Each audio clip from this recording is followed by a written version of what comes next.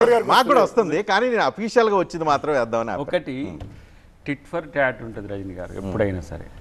ఇప్పుడు సల్మాన్తో పాటు కొంతమందిని వీళ్ళు జాయిన్ చేసుకోవడం ఏంటంటే ఉద్దేశపూర్వకంగా బెదిరింపది. అంటే రౌడీ షీటర్లను జాయిన్ చేసుకొని మేము బెదిరిస్తాము, ప్రభుత్వంలో మేమున్నామా వాళ్ళు ఉన్నారా అంటే వాళ్ళు విపక్షంలో ఉండి కూడా మాకే కచ్చాడాగులు వేసే స్థితికి వచ్చినాక రేవంత్ రెడ్డి గారి నేచర్ ఎట్టుంటో తెలుసు కదా మీకు. నువ్వు తూకిత్తావో లేదో తూకిత్తా, మీరు చేసే ప్రతి ప్రయోగం ఆయన చేయలేక కాదు, ఇంకా చాలా విషయాల్లో ఉదారంగా వదిలేసిండు. కానీ ఏకంగా మనోడు సుదర్శన్ రెడ్డి ఏకంగా మీ బండిని ఇక్కడ తిరగని అని చెప్పి స్టేట్మెంట్ ఇచ్చే వరకు వచ్చిండ్రు.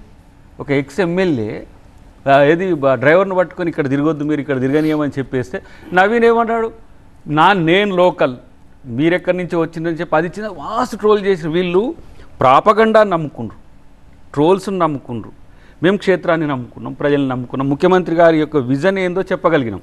వీళ్ళు ఎంత Naveen rowdy sheeter X YG అన్న కూడా లోకల్లో కంటెస్టెంట్ కదా, తను గతంలో కంటెస్ట్ చేసిన వ్యక్తి మీద మళ్ళీ కేసీఆరే వారికి శ్రీశైలం గారికి కూడా గతంలో అవకాశం ఇచ్చిన ఆయన, అది నమ్మలే జనం. ఒకటి ఇంకోటి కేటీఆర్ ఈ ప్రచార సరళి కూడా ఒకవైపు ఏమో అక్కడ జనం చనిపోయి ఉంటాడు, మనోడేమో దేక్లేంగి అని చెప్పుకుంటే టవాలు తిప్పుతాడు. ఇది ఇట్లాంటివన్నీ అడ్రస్ కావాలి ఎలక్షన్ టైంలో మనం ఏం చేస్తున్నాం అనేది. ఒకవైపు టిప్పర్ బస్సు గుద్దుకొని ఒక 19-20 మంది చనిపోతారు, వీళ్ళేమో ఈవెంట్ మేనేజ్మెంట్లు చేసారు. మన టీవీ 9 కూడా పనికిరాదు వాళ్ళ ఈవెంట్ల కింద మొత్తం ఇట్లా లైట్లు ఫ్లడ్ లైట్లు పెట్టి మళ్ళీ అట్లా కూడా సీఎం గారిని ప్రచారం చేసారు.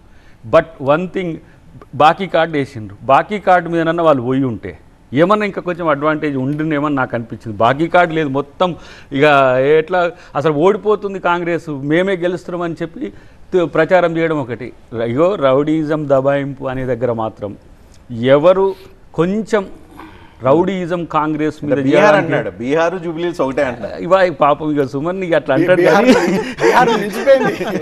అయితే మీరు నిర్మాణాత్మక ప్రతిపక్షంగా ఉంటే, మీరు సోబర్గా ఉంటే ప్రభుత్వంలో ఉన్నోళ్ళు సోబర్గా ఉంటారు. ఇప్పుడు ఇంకా మాలాంటి వాళ్ళం ఎంటరే కాలే అక్కడికి. ఇంకా మొత్తం ఎవరైతే ఎక్స్పర్ట్స్ ఉన్నారో సిన్సియర్ ఎలక్షన్ మేనేజ్మెంట్లో, ఎలక్షన్ ఇంజనీరింగ్లో, ఈసారి మీరు గమనించినరా, ప్రతిసారి ఎలక్షన్లో మేము ఓడిపోయినప్పుడు ఒకటి చెప్తుంటే మీతోని మైక్రో లెవెల్ పోల్ మేనేజ్మెంట్లో అనండి. వీళ్ళు ఏం చేస్తారో చూసి అది టిట్ ఫర్ టాట్ లెక్క చేసినాం కాబట్టి రేపు గ్రేటర్ ఉంది కదా. సో సుమన్